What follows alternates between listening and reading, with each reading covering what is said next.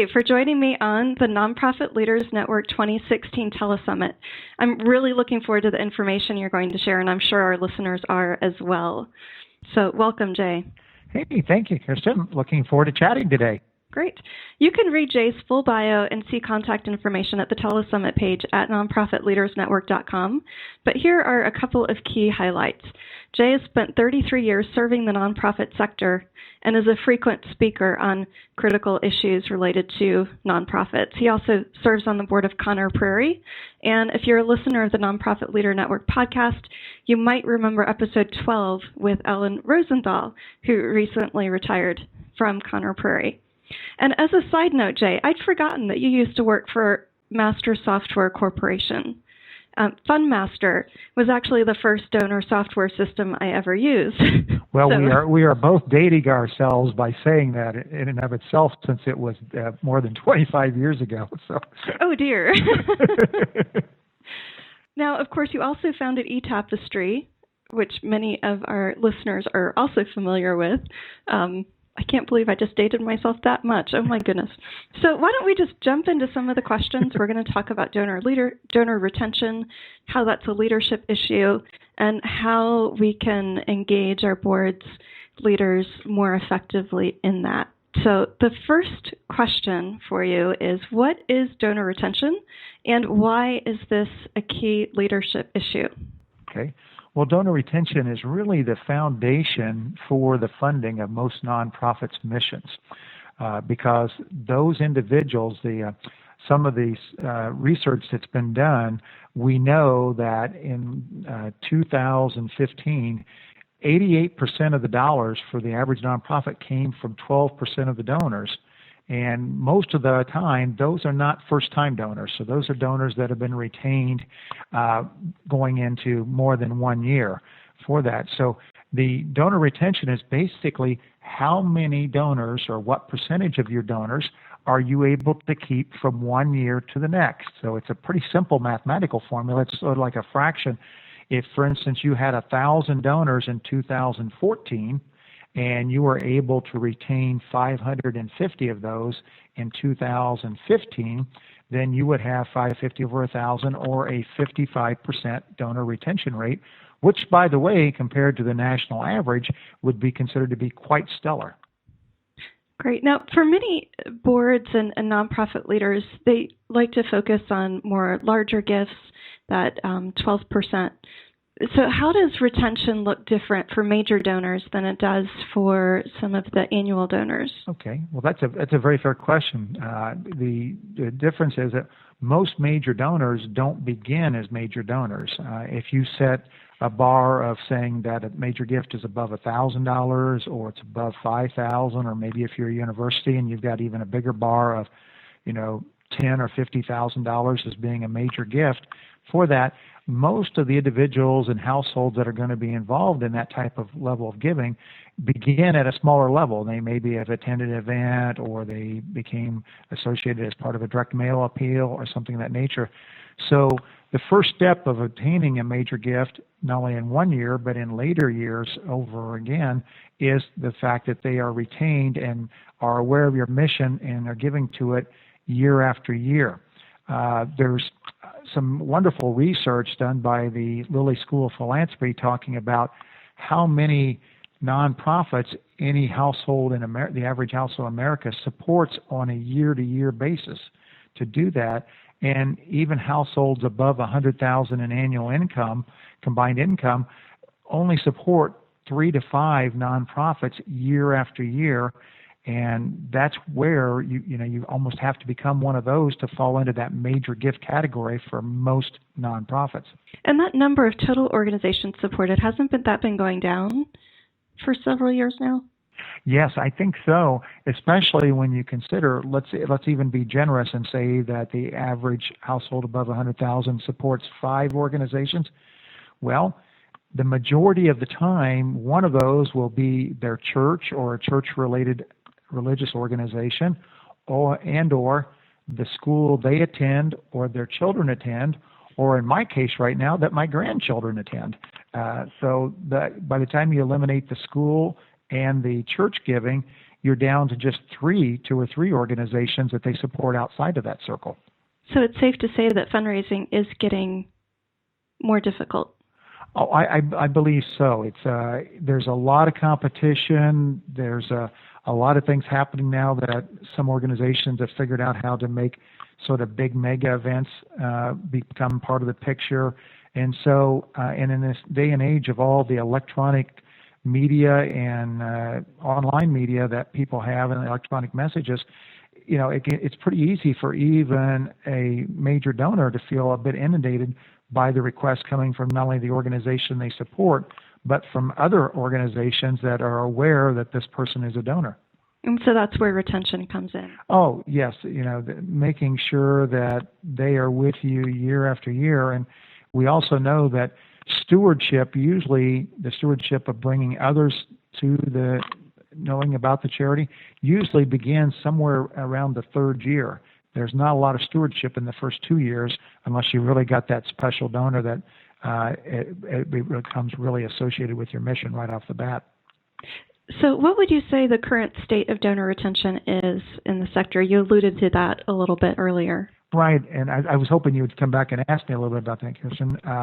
Well, this last year, the state of donor retention dropped again, and it's now only 43% of the donors are retained from 1 year to the next, which the converse of that is that the attrition rate is 57%. But I think what is even more striking to people they don't realize is that for the first time ever this last year, the new donor retention rate, the number of donors that have given the first time in the most recent year, only 19% of those gave again the next year. So we are keeping less than 2 out of 10 are staying in the fold and becoming a second-time donor with your organizations. Wow. And if any corporation had that kind of retention rate for staff, that would be a bit of a problem. Oh, staff or customers, it would be a pretty dire situation. Now, I'll give a little bit of a caveat. If you're an organization such as a hospice or a hospital and they've got a large number of donors that are memorial and tribute donors, cut yourself a little bit of slack there. Those are the hardest to retain. And then secondly, if you're an organization that derives a large amount of your funding from special events, first-time special event donors are hard to keep in the fold too, versus people that are giving through other means. So those are a couple little caveats that might make the retention rate when you figure it for your organization a little bit easier to take the first time you view it. And why should we care about donor retention? I know you at Bloomerang, you're doing a lot of different studies, questions, trying to invest a lot of time and effort into helping us understand that. Why do you care about donor retention, and why should the rest of us care? Well, let's think about even a movement of 5 or 10%. Let's take the more generous one. If you move your retention rate from 43 to 53% in the next couple of years, so you're retaining 10% more. Let's say you're a fairly small organization and you've got 1,000 donors, and your average gift is $200. Well, a 10% move means that you've got 100 more $200 gifts coming in the first year alone.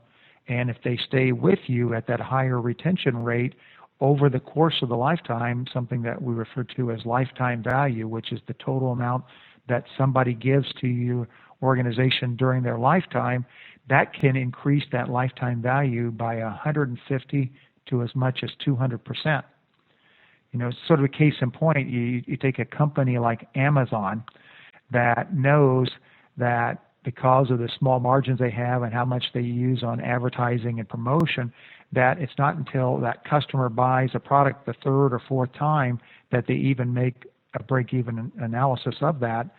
That's sort of the same scenario that comes into play for the nonprofits, that if you can move that retention rate up, that overall lifetime value for all of the donors and all of the corporations and foundations you work with, can really be greatly influenced over the course of their lifetime. And how does that relate to new donor acquisition? Because a lot of times people might see it as an either-or proposition. What do you see as the right order? Let's say there's somebody who's trying to ramp up their fundraising. that? Well, I think you're always going to have new donor acquisition. I don't think you want to leave that. What people want to make sure of is that the folks that your acquisition brings in the door and they donate, if it's a first-time donor, is it worth perhaps doing a couple extra special follow-ups to see if you can turn them into that repeat donor? This all starts with as personalized as possible thank you letter or acknowledgement. For certain individuals, you can set up your own categories or matrix or something of that nature. Let's say that a first-time donor comes in, it's equal to what your average gift amount is overall, that perhaps that would always get a phone call from your executive director or from your head of fundraising if you have a phone number that you reach out to them. Maybe it would help with a handwritten note. Maybe we want to send a welcome kit or a newsletter with a Post-it note on it. Anything that we can do. One of the theories that I've heard that's worked very, very well for most organizations is to try to have 3 touch points with a brand new donor in the first 90 days. See if there's some way or another that you can go beyond just the standard thank you letter that sounds like something an IRS agent would write to something a little bit more personalized, and then maybe 2 additional touches beyond that thank you letter. That's a good rule of thumb. And do you recommend, and I know there's a lot of dispute in the sector about this, but do you recommend asking for a second gift fairly quickly? I think you want to present the opportunity, but I think it should come after the first 90 days. I think it should come within the first 6 months, not wait until the year, because a lot of times when donors are surveyed and it's been more than a year and it was a fairly small gift or attendance at an event or something like that, they have sort of totally forgotten that they were involved with that organization. And that's where I think those 3 additional touch points come into play, that they're sort of gentle reminders that here's the thank you letter, then maybe in 30 days or 45 days we send a newsletter out to them, or we make a quick phone call and leave a message for them. And then one of the things I really love to do is to, at the end of 90 days, to send a little survey and ask them if there's a particular part of your mission that they would like to know more about. And that request for more information can usually lead to a specific appeal about that portion of your mission sometime in the next 3 months. Oh, I love that. In fact, I'm jotting that down so I make sure to remember it. Now, do you think that an organizational culture has to transform their culture to be more donor-centric to increase their retention rates?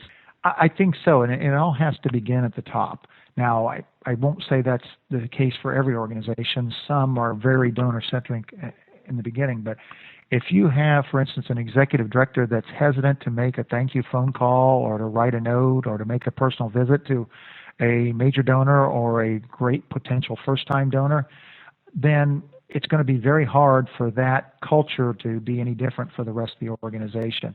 And you can just sort of see the difference. An organization that's donor-centric, whether you're a donor or you're there as a volunteer or a visitor, everybody at the organization realizes that we are at the beginning stages of creating a relationship and making sure that there's some bonding that occurs there. I think of some of the donor-centric organizations that myself and my employees here at Bloomerang go volunteer at, and you can just sense it when the other employees that are delivering the mission reach out and are very kind and nice and want to answer your questions and want to be of any help that they can. You just get the feeling that this is a very donor-centric organization, and that feeling permeates everybody, and everybody knows that a portion of their salary and a portion of their benefits are paid by these donors, and they pay quite a bit of attention to it. Related to that, there's been some criticism lately in the sector that some organizations are being so donor focused that they're not being quite as effective in their programs. Have you seen any evidence of that, or do you think it's just a little bit of hype?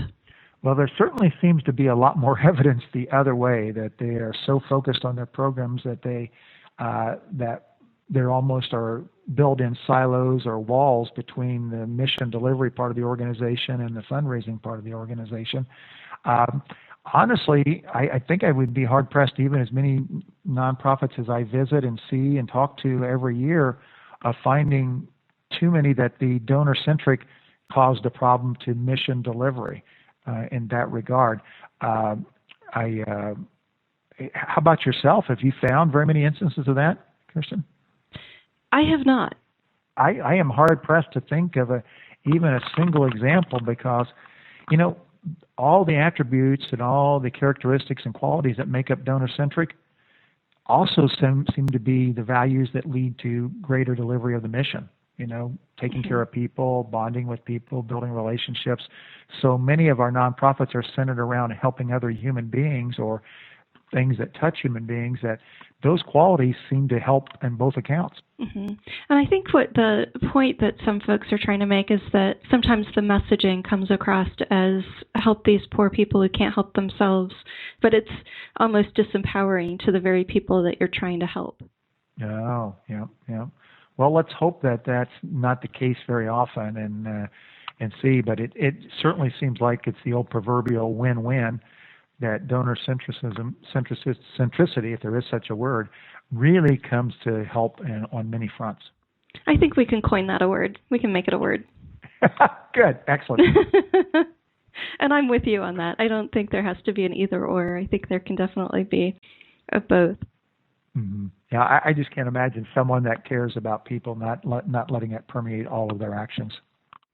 Oh, absolutely. Now, what does it take to adopt to a culture that completely focuses on retention? You talked about setting the tone at the top. Are there any other steps that need to be taken?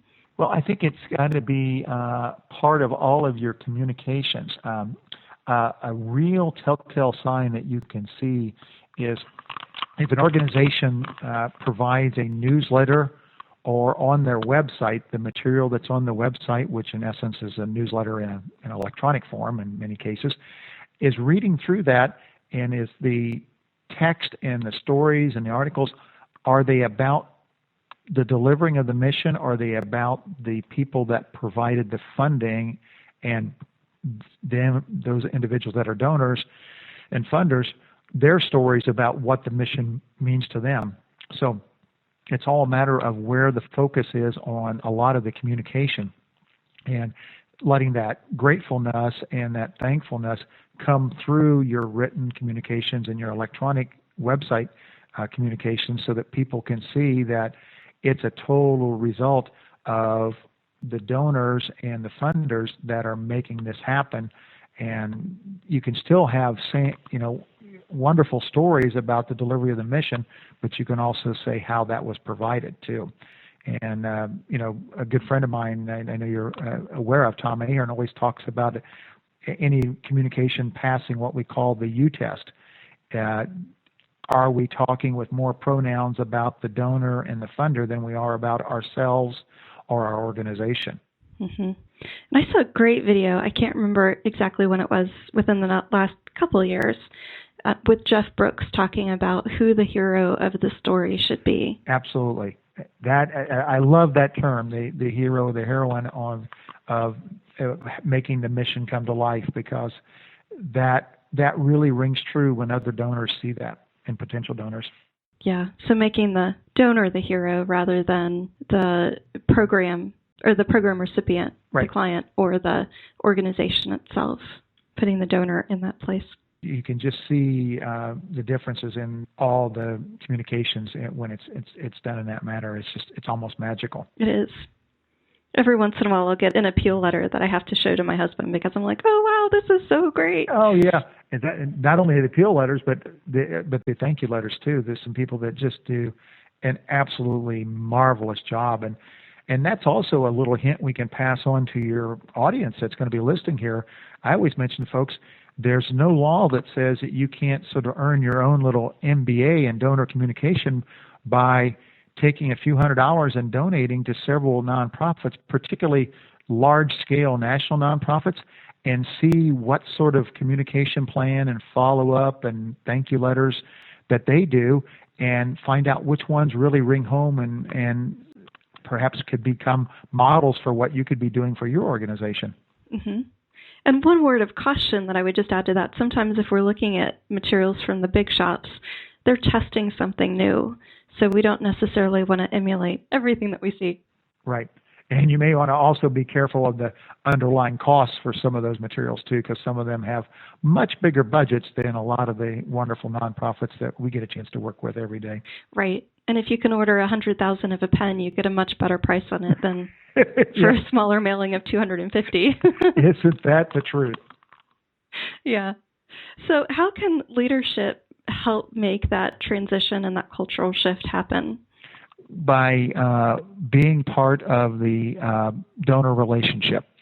And, we also often hear about hesitancy by board members to being part of the fundraising process. And I've always found on every board I've been on, the ones that brought me into the fold by making me part of the thank you process and the follow-up process rather than initially asking, that all of a sudden the ask to that individual down the road became just sort of natural because I was there saying thank you, and they usually said kind words back, or we exchanged something in some sort of communication. And I think that's one of the secrets for involving board members is to not try to jump them into the fundraising or introducing their friends or something, and just saying, hey, could we involve you in the acknowledgement or thank you or follow-up process, or invite them to an event that's really there just to recognize donors or recognize volunteers. My wife's been involved for many, many years with the YMCA, and my first several banquets I went to were all volunteer and donor recognition banquets, and there was not a single ask being made. It was all, accolades for the people that had volunteered numerous hours or had been involved as becoming major funders for the organization, and they were just. It made you feel like the whole world of philanthropy was the greatest thing going, and you just wanted to be a bigger part of it. Nice. Now, what do you think about giving choices to board members for what types of things they get involved in? Sometimes, especially among smaller organizations, there's so much that needs to be done that sometimes there's a sense that executive directors are asking their board to do everything. Mm-hmm. Well, I think, first of all, no matter how many choices that you make, I think so much of this starts by backing up just a step and making it part of the recruitment process.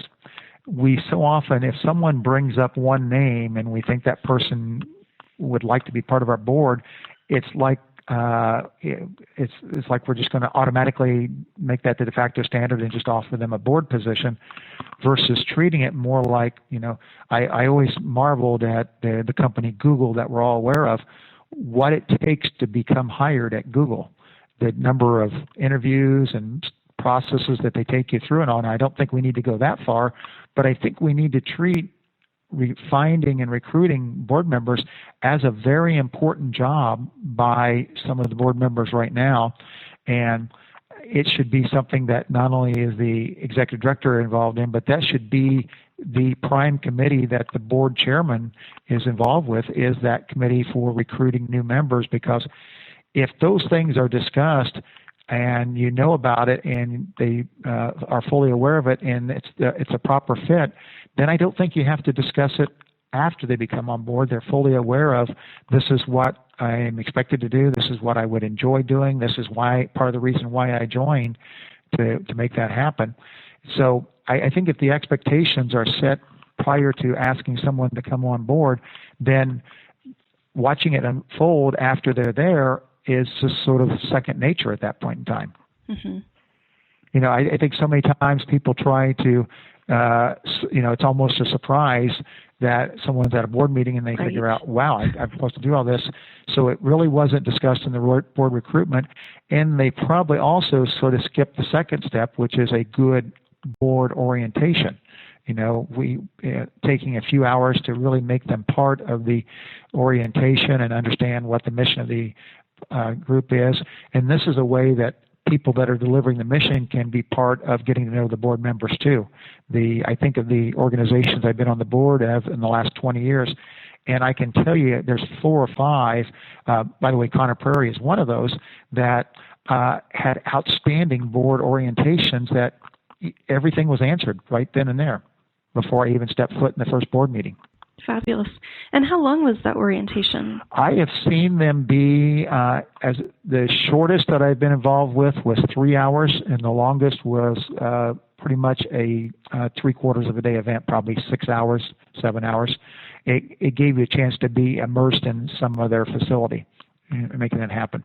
And it was, we had lunch that was served and different people coming through, but they sort of said, can you devote that? And this was particularly good for out-of-town board members. It was held the day before the first board meeting. Mm-hmm.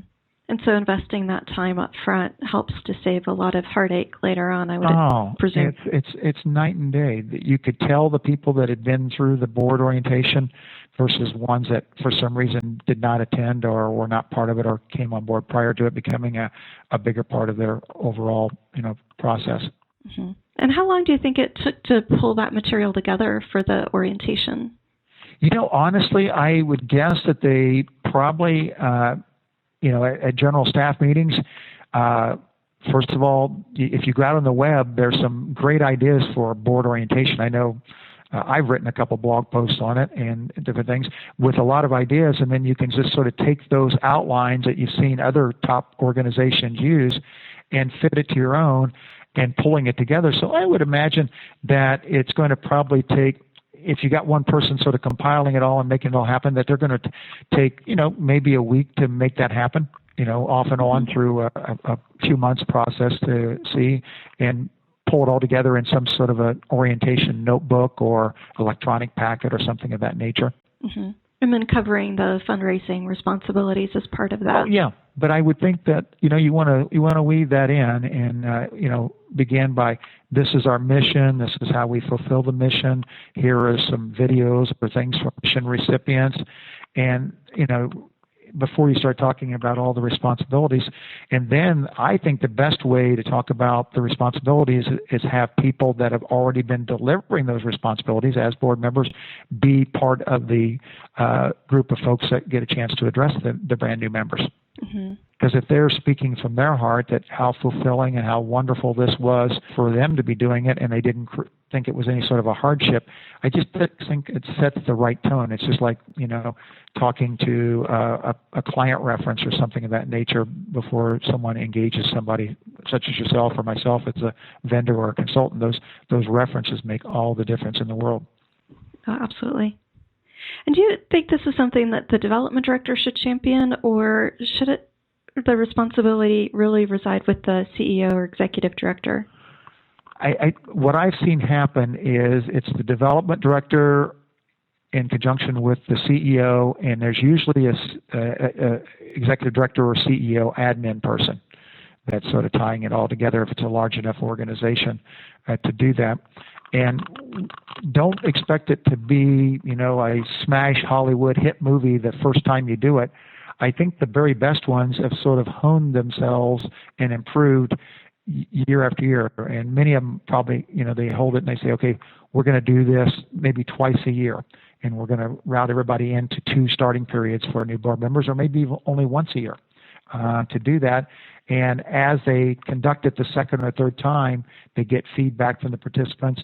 And by the third time they're doing a board orientation of this nature, I think they've got it down to a pretty good science, and they know what's working, what's not working, who to invite back as speakers and who not to, and where to involve them in the organizations. Because I think board members love getting some behind-the-scenes glimpses at the organization. Oh, absolutely. And it makes it easier for them to talk about it and feel comfortable. Oh, yeah, and then they share that experience with their friends and family and other potential board members down the road to do that. And I honestly got to believe if someone's not willing to invest half a day before coming on to being a board member as part of a board orientation, I would be really worried about how consistently they're going to come to board meetings and serve on committees and give of their time, because would that same person, if someone called them to play a round of golf, give up a half a day for that? Mm-hmm. That also talks about the level of commitment that you see from that individual before they become part of the board. Mm-hmm. Kind of a gauge ahead of time. I think so. I think it's a little bit of a qualifier. Yeah. Mm-hmm. Any other ideas for how the board might get involved in retention or fundraising or any of the things that we've been talking about? Well, like I said, my first step is always the thank you or the follow-up processes with existing donors to do that.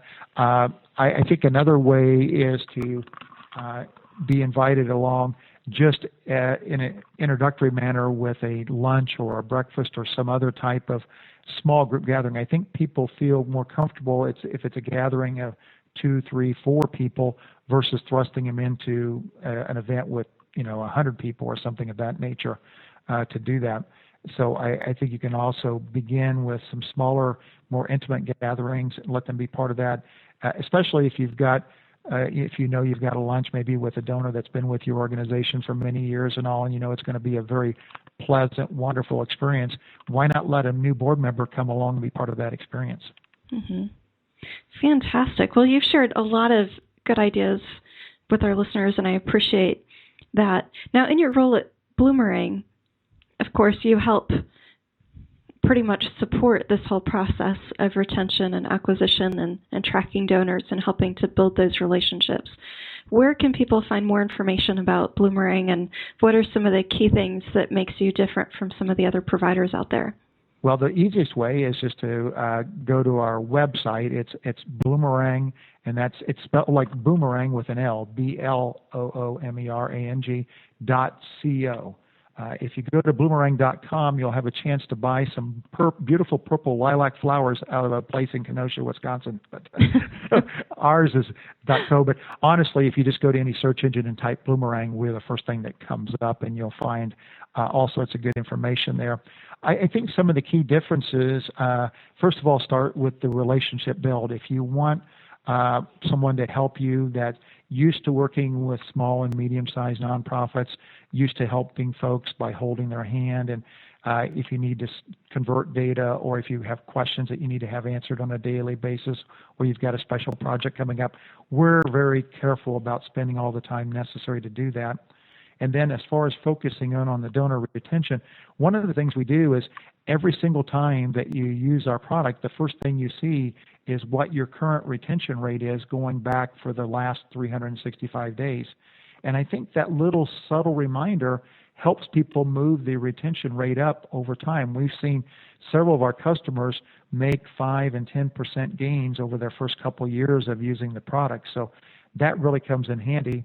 And then there's one magical little tool that I really think helps with this whole major gift process and retaining donors. It's something we call the engagement meter. And what this is, based upon a whole slew of different factors, we have a little algorithm that shows you how engaged any individual or company or foundation is with your nonprofit. So, how many appeals have they answered? Is their giving going up or down? Do they answer their emails? Do they forward emails on? Do they volunteer? Do they sit on committees? Do they attend events? So all of those factors. We even track whether or not they visit your website.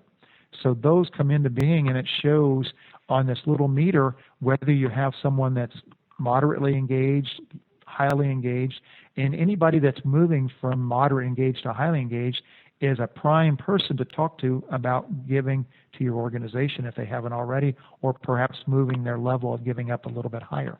Mm-hmm. And perhaps even raise visibility for a board member to call and say, exactly. Hey, how are you doing? Yeah, it comes in handy there. So those are a couple of things. I think they'll find it very easy to use too. So take a look at it. We're not bashful. We show you what the product looks like. There's some videos. There's some pricing there. So if someone's interested, you'll be able to get all of your questions answered very quickly. Great. Well, thank you very much, Jay, for joining us today. And thank you to all of our listeners for everything that you do to make the world a better place. Thank you, Kirsten. Talk to you soon.